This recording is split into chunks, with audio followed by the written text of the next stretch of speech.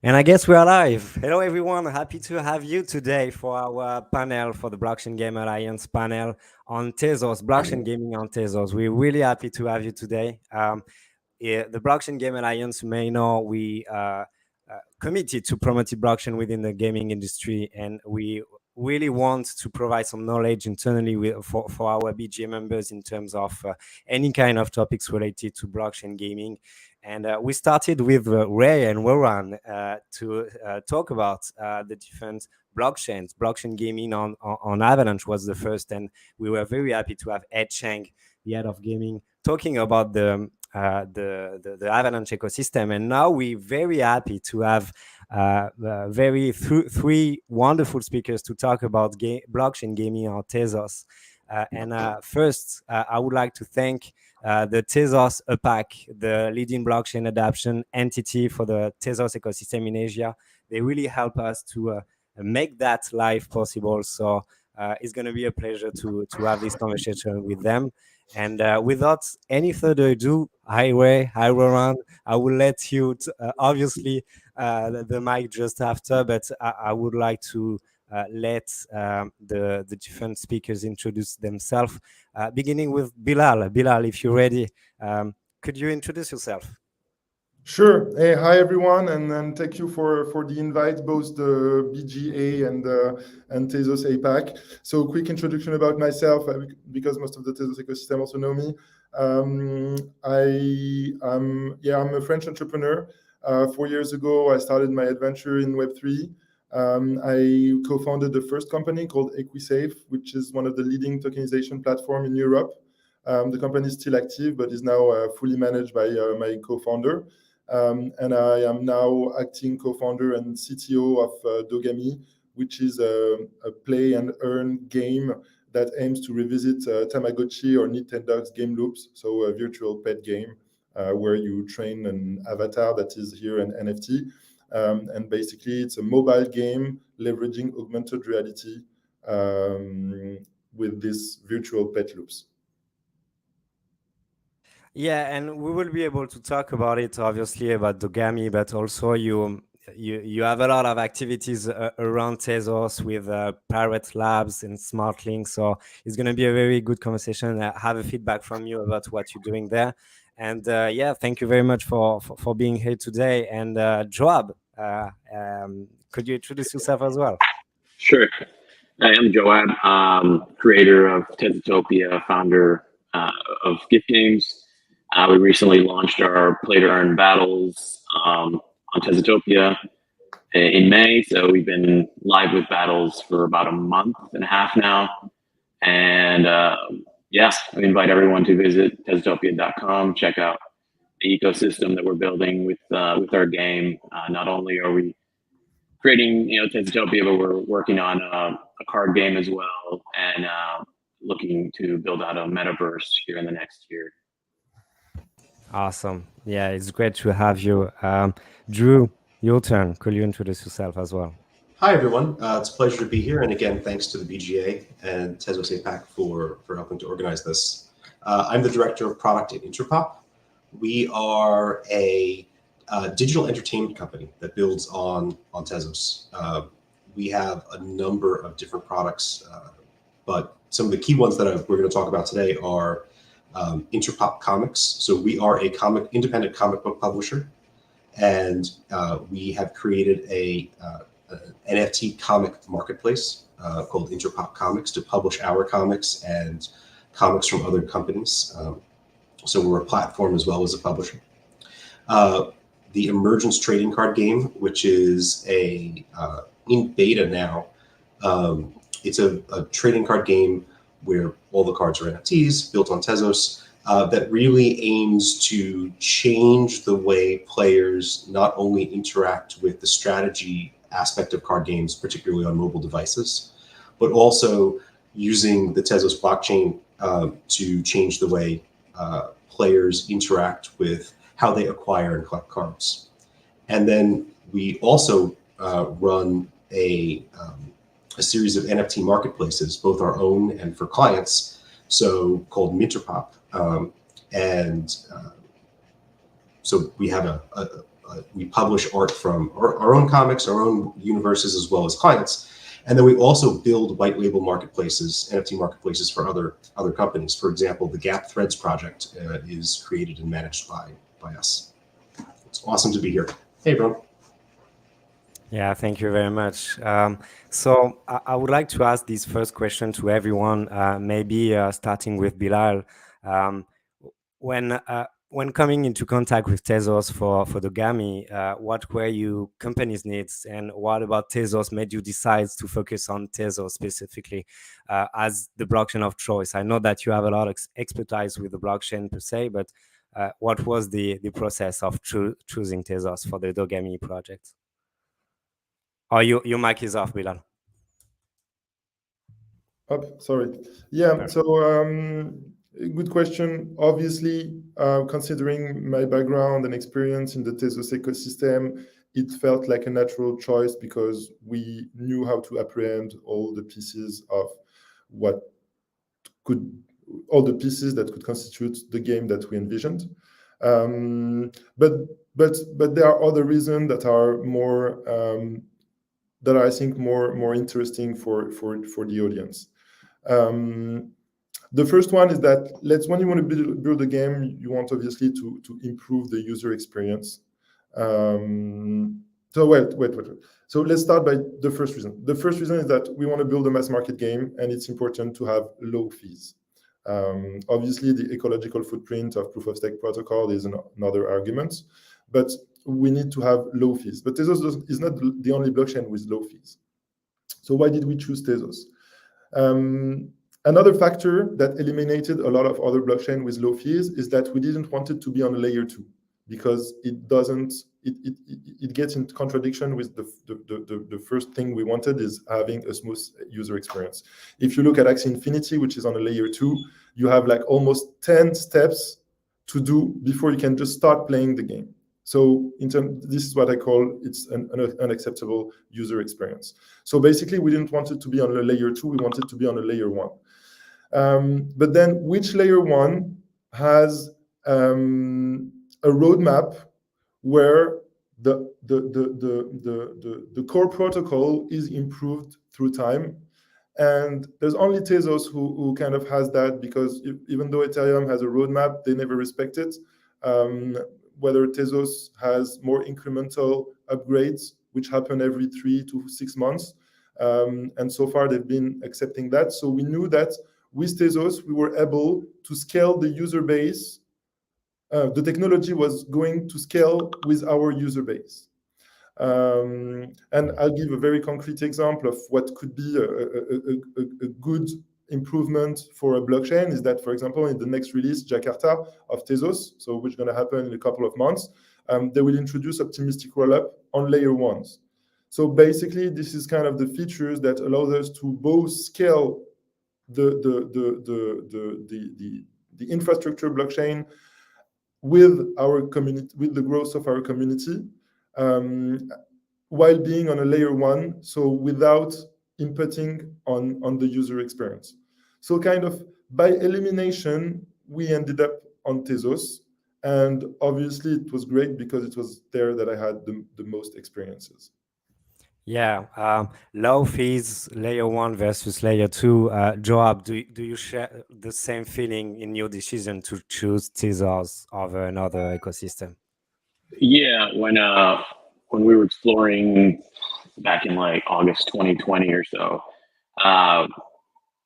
exploring different chains, Gif.games actually did get its start, minting NFTs on Ethereum, but wanting to build something much bigger and a game that could evolve, with a growing community and with an infrastructure that evolves as well. When we looked at Tezos, we were really impressed with the infrastructure that was in place. The tools were there ready, for developers to start building, and everything was in place, and there was a community that was really hungry. And we took note of that, as a great opportunity to start building on a network that's hungry for projects, hungry for development, and a community, really supported us. And once we launched, it was it's just been great. Rising up with the community, and Tezos getting more evolved and more attention has been great for Tezotopia. Yeah, sure. Capitalizing on the community of Tezos is, I guess, very important. Drew, I don't know if you have the same feelings in your choice as well for the game. Very much so. I concur with everything Bilal and Joab said. In particular, Bilal noting that building on layer 1 is significantly important for a easy user experience. Everything that Interpop does is built with the philosophy that we should bring Web 3 to Web 2 consumers and not ask Web 2 consumers to come to Web 3 and figure things out. And building on layer 1 is critical to that for us. Bilal also said something that's super critical in our future, which is the optimistic rollups coming up in Jakarta. This is an example. Several months to a year ago, we had some big launches. And so our products all allow users to purchase in fiat as well as Tez. Our contracts completely non-custodially accept fiat. And so since we're targeting mass market consumers, comic book fans of our brand, of our clients, we have these enormous number of credit card transactions that need to get processed on chain. And the throughput of the chain has gotten better. We've seen Tezos improve, and we were sure of that when we were making the choice to be on Tezos. And Tezos has proven to do those upgrades and to continuously improve. There's one other thing that was really important to us, which is reliability. There are a lot of other interesting chains doing interesting things, but not all of those interesting chains doing interesting things can guarantee the 24/7 reliability of the chain. We've seen a number of chains pause or get stopped for reasons.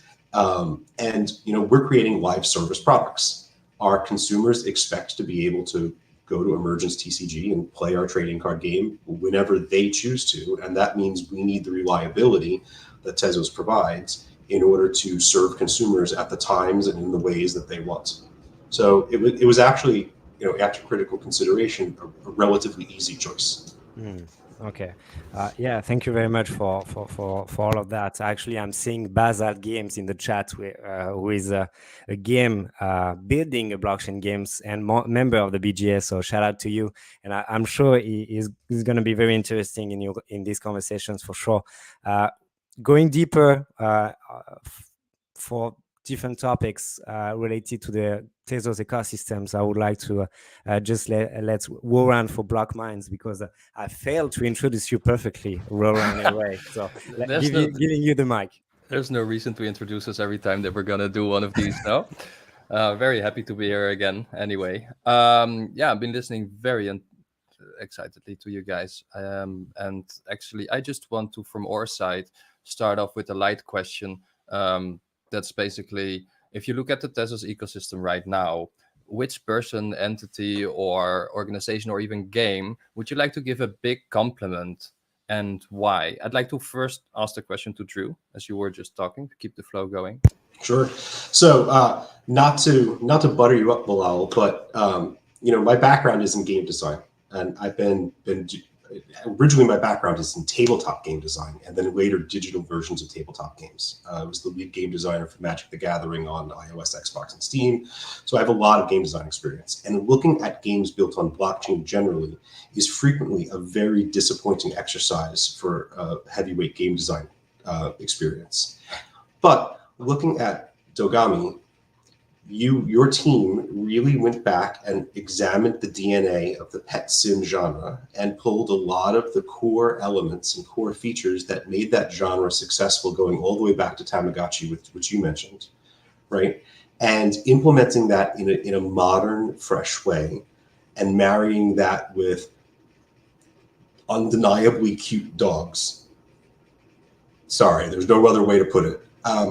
And you really have a holistic experience. And I think Dogami would be an attractive game, even if it wasn't a blockchain game, right? Like the core game DNA is solid, better than solid. So great, really excited by the work your team is doing taking a genre that is a little bit niche and bringing it to the forefront on blockchain. All right, that's Thank awesome. you. I can see Bilal shining. And that leads me actually straight to a follow-up question, because looking at your background and your experience, Bilal, it seems quite a leap actually from tracking ownership of private securities with your company EquiSafe in 2019 to actually starting a blockchain game with this latest startup of Dogami. So I'm curious, both are based on Tezos technology, but it's a really different type of application. Do you think gaming at this point is a very relevant use case for blockchain? What made you decide to go this route? Tricky question. Well, there is many ways of answering it. First, to kind of argument on the leap from EquiSafe to Dogami, I would say that I don't consider myself as a financial guy or as a gamer. I consider myself as an entrepreneur. So my approach was very entrepreneurial, saying, okay, I've built something with EquiSafe. Now it's sustainable, it's growing, doesn't need me more than that. How can I kind of give back everything I've learned with EquiSafe on an entrepreneurship level, on a business-wise, on a regulatory knowledge level, on a technical level?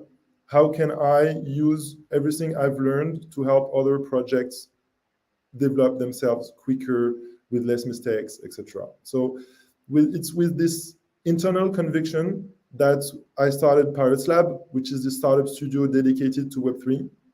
And then within the studio, I worked with my co-founders to build Dogami. And I always wanted to do a game. I wanted to shift from B2B to B2C in my next adventure. And yeah, it just felt natural to do the transition. But obviously, EquiSafe's still running. I spent a little bit of time on Pirates Lab to structure the whole studio, even though I've hired like very high level people that are managing 99% of the stuff without me. And I'm focusing more than 95% of my time on Dogami. And yeah, so that's how I justified the leap. The envy to help other projects to catalyze adoption of Web3, the envy of building a game, the envy of doing something mass market that is appealing and then that can break down all the barriers of crypto. Like for example, only males use crypto. We wanted to have males and females, and in casual gaming, it's mostly 50-50 that we see. And in Dogami, you have 30% of our community that is women. We wanted to create kind of a family game, and when you see people posting their unboxing experience on Twitter with their kids and their wife, like this is what we wanted to do, and it was super, super, super exciting on the amount of impact we can have in the ecosystem with a project like that. So that's why I kind of jumped. And Okay. and why gaming is such a compelling use case? Because honestly, a lot of people are gamers. Everyone learns more and interacts more with gamification scenarios. And so it felt like a no-brainer to use gaming to foster blockchain adoption. Cool. Then in terms of value proposition, all the people who played games like World of Warcraft and spent hundreds of hours playing the game and ended up with nothing when they stopped playing the game can understand what the value creation that NFTs as avatar, as accessories and ecosystem tokens of games can bring. And yeah, so it's kind of a really no-brainer value proposition that we felt could be a good vector to catalyze adoption. Awesome. Clear. Joab, do you agree with Bilal's vision for why gaming would be a good niche to start on with Tezos? Yeah, I mean, cheap transaction fees is really a great appeal, right? And a fast, reliable network, constantly updating, constantly evolving. When we were looking, at a chain, I really feel like the growth potential of Tezos is kind of like where Ethereum was back in like 2016, 2017. And the technology's scalable and it's here to stay. And so, yeah, I think it's the perfect place to make a game. And giving a shout out, like you said, any other game development companies that are out there, I want to give a shout out to some of the indie game developers in the community. Since that's kind of our start. There's Ring Worlds and Pigs at War that are building on the Tezos ecosystem, and they got like, I think like 200 people in their Telegram room or whatever, but yeah, they're devoted, hardcore supporters of those communities, and it's just great to see that they just keep building and keep making a game and churning out content and artwork. It's awesome to see, and really encouraging, for us also to just keep going. Maybe to follow up on that, with Tezotopia, you've created an NFT game that allows players to earn NFTs from yield farming. They can wage battles, win rewards. What elements of the gameplay of Tezotopia are actually reflected on the Tezos chain? How have you achieved this? And maybe most importantly, why is it necessary for games having certain transactions on chain rather than just having everything in a database like regular games? Yeah, so I think it gives ownership to the players. They own these battle units. They own this parcel of land, and now it's acting, like a parcel of land that would be yielding, oil reserves or something like that. So, we've incorporated, these in-game assets, similar to like a real-time strategy game where you can use those in-game assets and build something else. And so what we're seeing is, this Tezotopia economy kind of growing with, our minerals, our energy, machinery, and unobtainium. And so now these things are being traded and speculated on, and it's all based on, how they're used in the game. And so we can get into exploring different things of like renting out NFTs, and so like, or renting out pieces of land so you can produce resources, so you can pay for those units, or so you can pay for building more buildings. So it creates this more of immersive and economy essentially. And I think rewarding and adding value to those resources also lets people passively earn, and I think it's one way to kind of funnel people into the greater game, where our battles are taking place, right? And that's one of the things that I have a hard time explaining Tezotopia is, there's these two chunks, right? One is like mostly for like crypto investors and crypto enthusiasts that are getting these blocks of land, earning yield onto them. Then one element is these play to earn battles that are pretty easy to explain. You go to battle like on a chessboard and you win a loot box. The victor wins the loot box. So getting people into the battles is kind of like bringing them into land ownership and helping them explore that yield farming aspect as well. So it's become very circular, where people are exploring the game. They start in battles and then they want to own pieces of land, and they see, oh, there's so much more to this, and I don't have to stake anything. I can just hold this block of land. It's earning passively, and people are really enjoying the economy that we've created. It's nice to hear that these communities have a big focus on the actual economy, right? I think that's one of the major components that can come with blockchain, deep in-game economies. And as a follow-up question, do you feel that this brings in a different audience compared to regular gaming because of like the mechanics being able to be more deep, and of course you can expand more on them over time? Yeah, so our major target audience was the crypto enthusiast when we first launched. Now we're shifting focus to get traditional gamers on board. But I feel like the people that wouldn't traditionally be playing video games are now playing them because of the elements of play to earn, and having invested time and having invested interest in the community and the game.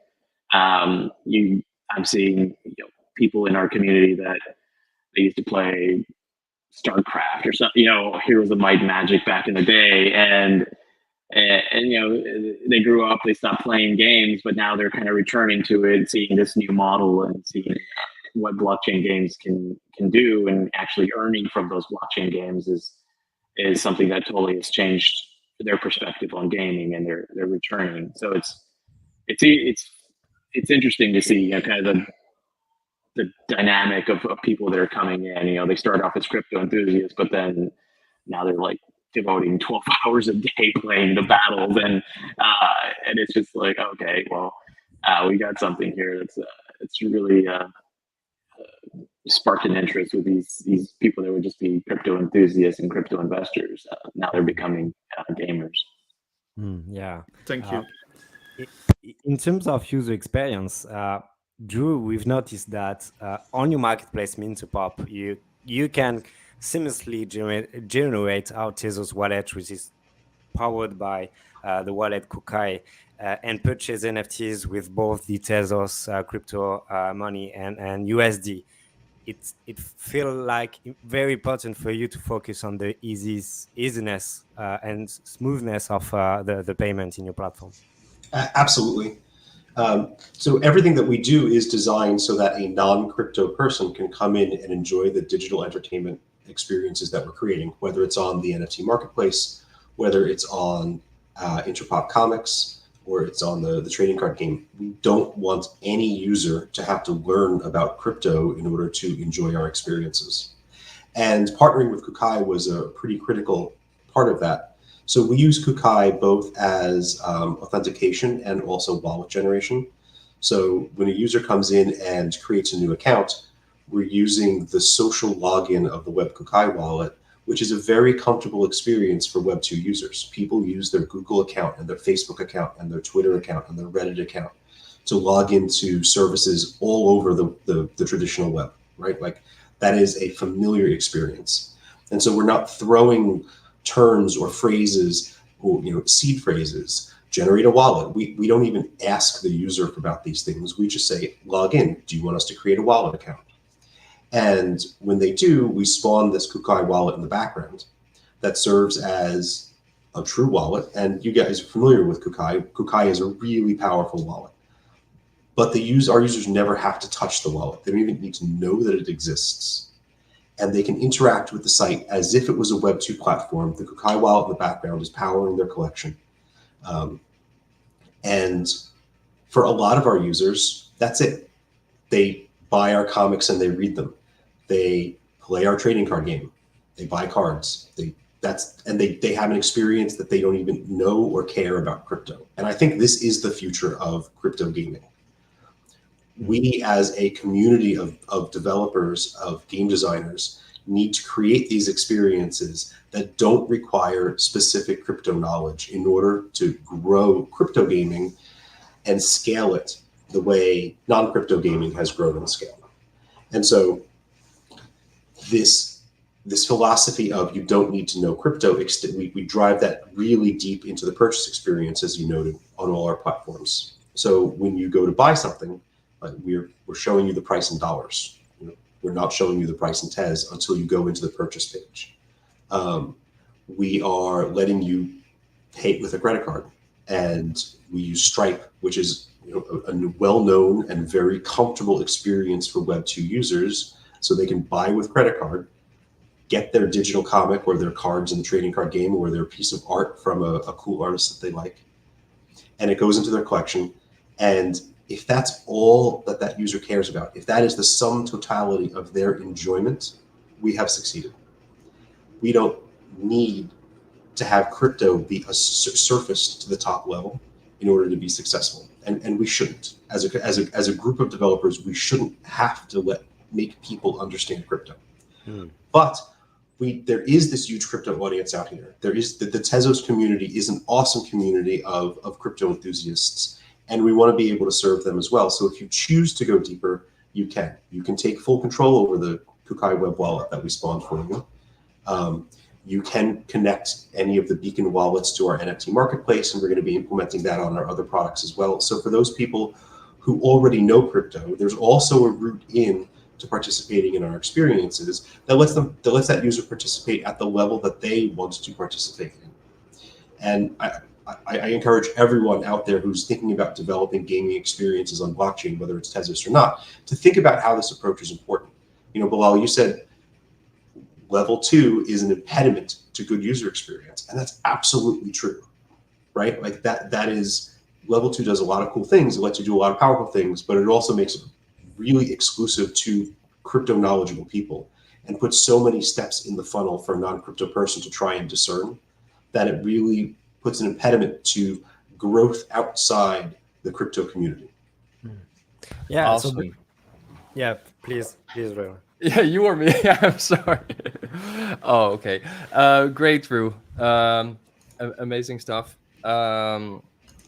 And apart, not only you have non-crypto native retail audiences, but also non-crypto native game studios that actually considering to integrate crypto elements. And for that, what you're saying is also making perfect sense. Like really reflect on what you're trying to do and which elements you're trying to bring in to find out what makes sense. The highlight of the wallet there is very important, because that created this was like a very important tool for you to create the experience as you wanted it to become, right?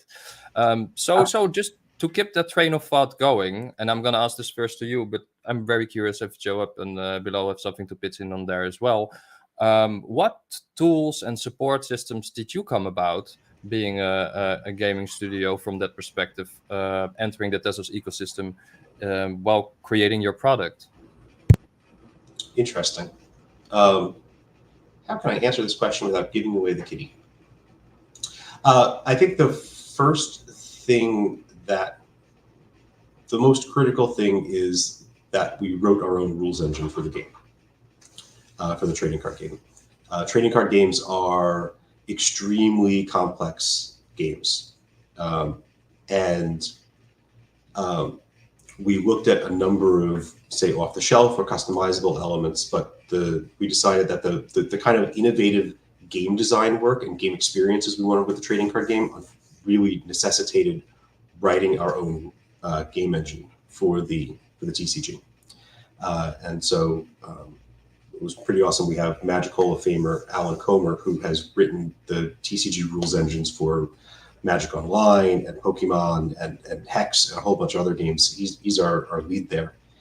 And that really allowed us to do some of the interesting stuff that we wanted to do as game designers. In terms of support, I think we are a very interesting company in that a lot of the stuff that we do is taking non-crypto experiences and bring them into the crypto world, right? So I could talk a lot about how we build comic books, but that's not going to be, I think, as interesting to a crypto audience, right? Like that we built a pipeline for actually writers and editors and artists to build comic books, and then for us to create and mint them as NFTs. I guess I'm not the best person to answer this question here. I think you're probably going to get better answers out of Joab and Bilal on this one. Well, let's ask them. Joab, Bilal, one of you wants to share? Can you rephrase the question? I'm not sure I fully grasped the essence. Please. What elements of support do you find for Dogami? You yourself actually created elements of support, like with Period Slabs. But what elements of support do you find as a game developer who's starting to create something on Tezos? As a game developer, a set of tools. Well, when we started, there weren't really any set of tools specific to gaming. But what I've been doing, and probably other people in the gaming space, in the Tezos ecosystem, have probably been doing as well, is that works closely with Jan Albers, which is the head of gaming at the Tezos Foundation, to basically define those tools that you're speaking about, what could be those tools that you're speaking about, and how we can implement them for the benefit of the whole community. there are a couple of tools like a by design integration with Unity software for NFTs, and a couple of other that doesn't really come to my mind right away. But it's a lot of exchange of best practice among the community that is evolving in the gaming space, mostly right now, to be honest. Okay. Yeah, I'd give a shout out to Jana Hubbers Awesome. also for talking closely with us and seeing what tooling we need Exactly. for Unity or Unreal or anything. Everything we've done is browser based, so a lot of the tooling wasn't a huge learning curve. The experience of our battles actually takes place off chain, and then it just gets all fed back on chain. The results of it, win, loss, damage, all that stuff gets fed back. But for some future games, we have planned, a lot of the tooling we've been talking with Jan to really help us figure out some SDKs for Unity and all that. That would be Tezos integrations. So the truth is that what we're doing, we're the first one to do it. Yeah, So we're like learning as we go, and we're doing our best to share with the rest of the community and try to centralize that to around Jan to redistribute so that he can redistribute to the rest of the community. Yeah, I think that's a common experience for all of us here at this point. Yeah, no, I didn't want to interrupt you, Drew. You were saying something.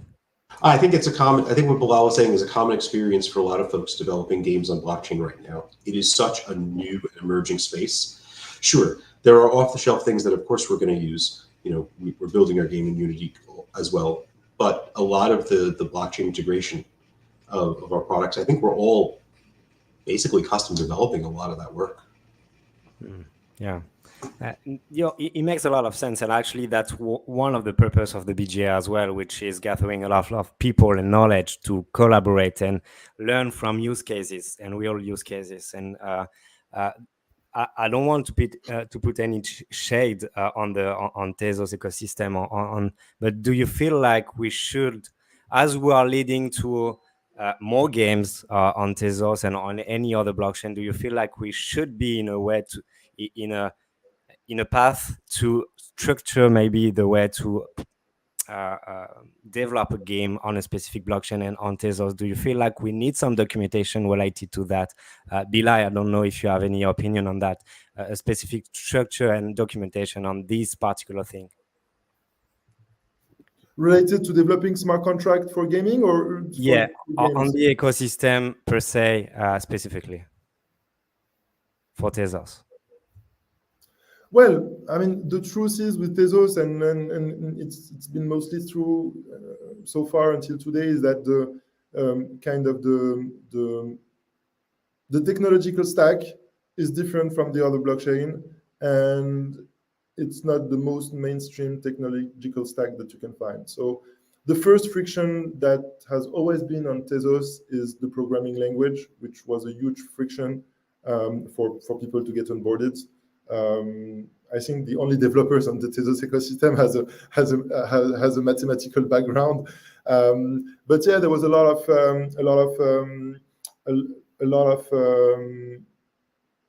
of projects like SmartPy, Lego, Archetype that are trying to simplify that. On our hand, we worked on a framework called PyMitch, which is a compiler. It's a little bit like SmartPy, but SmartPy is twisting a little bit Python, and we tried to do a compiler that is not twisting Python. I think the community will soon hear about it, and any Python developer will be able to code Tezos smart contracts, like pure Python. Even for the testing, it's exactly the same. So in our case, it's specific because, I mean, me and my team, we had experience on the Tezos ecosystem, so we're very fluent in Lego. We have the right background to understand the infrastructure and stuff like that, and we've developed complex smart contract before that. So luckily we didn't have a lot of troubles developing our smart contract and everything around it. Yeah. We came across that you've worked out to multiple tutorials for other developers to help with working with the Michelson code language and the We've ways. been contributing a lot. Like Yeah. we've developed the first version of the FA 1.2, then it was a little bit modified and rebranded. We've developed the NIC standard, which was the security token smart contract standard that we've built on Tezos, and it was a bunch of 4 or 5 smart contracts talking together. And I think it was one of the most complex smart contract architectures and intercontract calls that you could find on Tezos. We've also done a lot of tutorials on formal verification to help people more understand what is formal verification, how it is done, what are the key elements that you need to understand before you start doing formal verification. So yeah, I mean, it's in our essence. We wanted to contribute as much as possible to the ecosystem, and it's still what we're trying to do, both with Pirates Lab and Dogami. Yeah, I even see that since like early this year, you announced that you're working on an EVM bridge. Yeah. So, like, of course, Solidity is the default language in Web3. So, what do you think is going to be the influence of this EVM bridge? I think interoperability is the future, first of all, and it's just like a bold. It's not a bold statement. It's a statement. So get over it. We need interoperability. I don't think interoperability will make the value leave Tezos. I think, in the contrary, it will expose more people to the value proposition of Tezos with the low gas fee, the layer 1 infrastructure, etc. Then, obviously, what is very important, one of the value proposition of gaming is having the ability, to port your avatar from one game to the other. It's kind of the premise. Obviously, it's not as simple as saying it, and we're twisting things all the way to be able to do something like that. But one of the first examples is our partnership with Sandbox. So we want our dog avatars on Tezos that can to be able to go around the Sandbox. And so we built a bridge for that. And actually, there is a second version of the bridge which is a little bit twisted, because but I'm not going to go into the deep interoperability prerequisite, but the idea is that our avatars are in Unity, so they cannot be rendered in a voxel universe like Sandbox. So what we've done is that we've created digital twins of our dogs that are voxelized, and they will be locked in the bridge, and they will be unlocked as people are taking the bridge. So that's a specific use of the bridge for Dogami in order to be able to validate our partnership with the Sandbox. And I think today the marketing team has published on Twitter and on LinkedIn what the voxelized dog look like. So if you want to check it out, be my guest. Otherwise, check that right now. Interoperability is key. And so, yeah, we've built the Hashi protocol, which is actually, it's an Oracle architecture that is less energy and cheaper than Chainlink, because all the signatures happen on the Tezos blockchain. And since transactions to this blockchain are very cheap and to the contrary in Ethereum, so we've designed a new type of bridge that is almost 10 times cheaper than regular bridge. We created an Oracle technology that is like 10 times cheaper than Chainlink, and we're adapting those oracles to build a bridge for fungible tokens and non-fungible tokens. So far, we've only finished the fungible token bridge.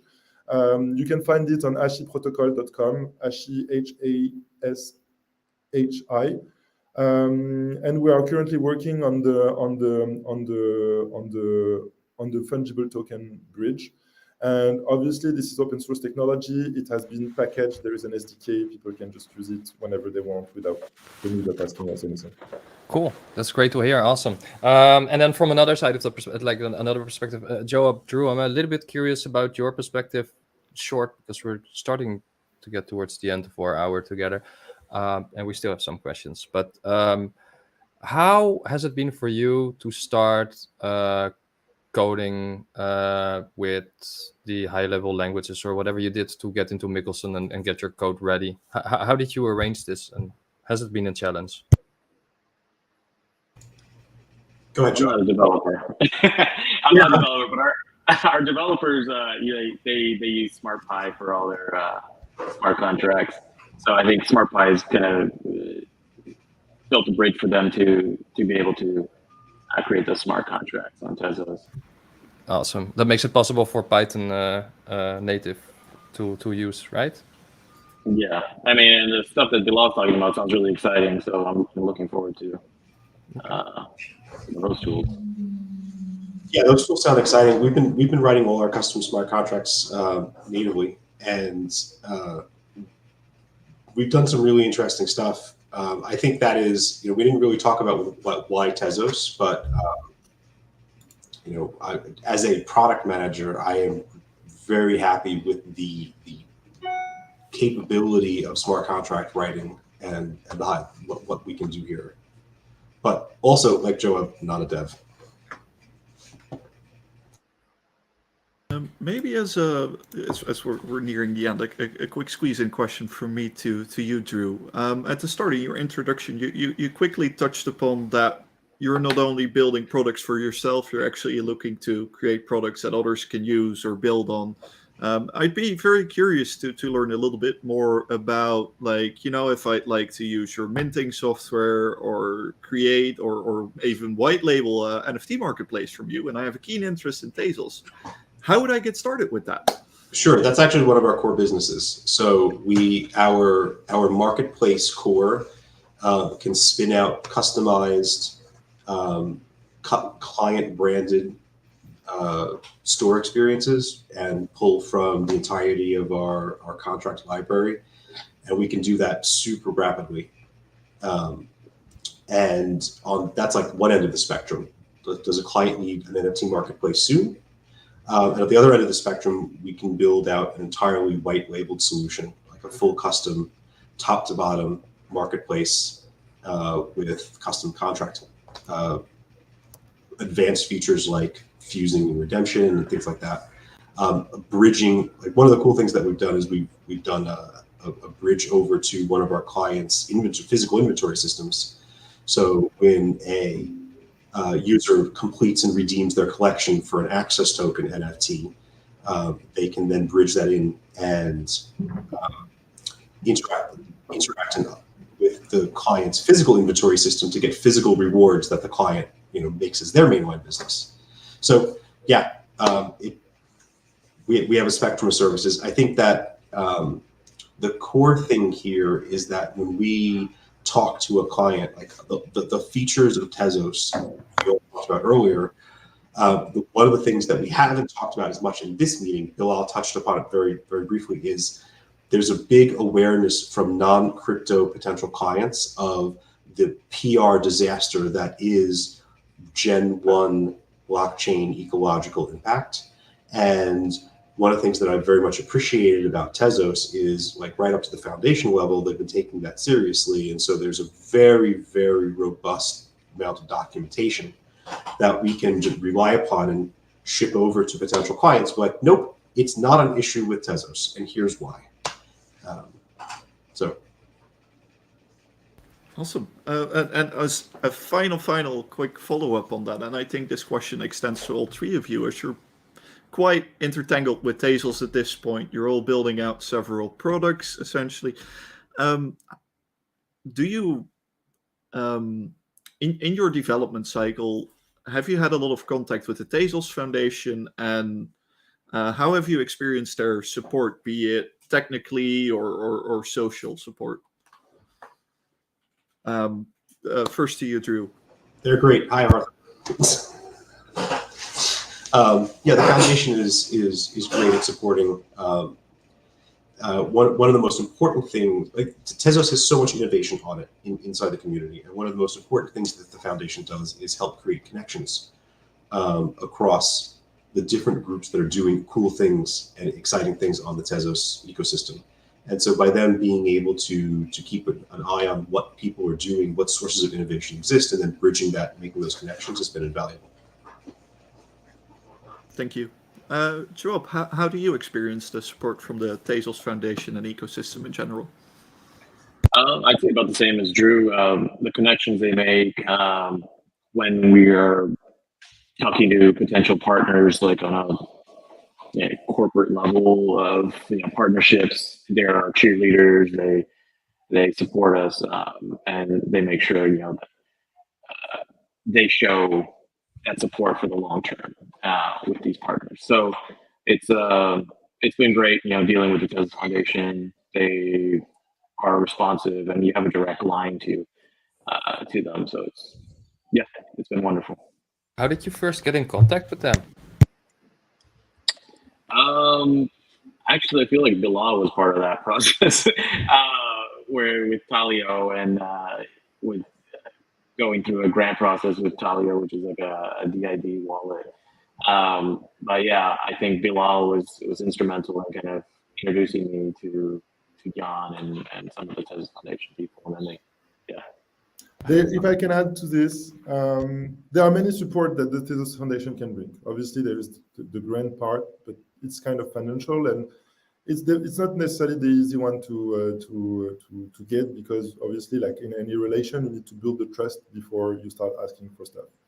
But the Tezos Foundation is very helpful in many regards. First, they are very proactive in proposing us to be showcased or speakers in everything that they partner with or they organize. So they're very proactive. So that's great, because for myself, I am doing a lot of stuff every time, and I just receive a message, be like, can you come here and at that time, and I just come, and it's very helpful.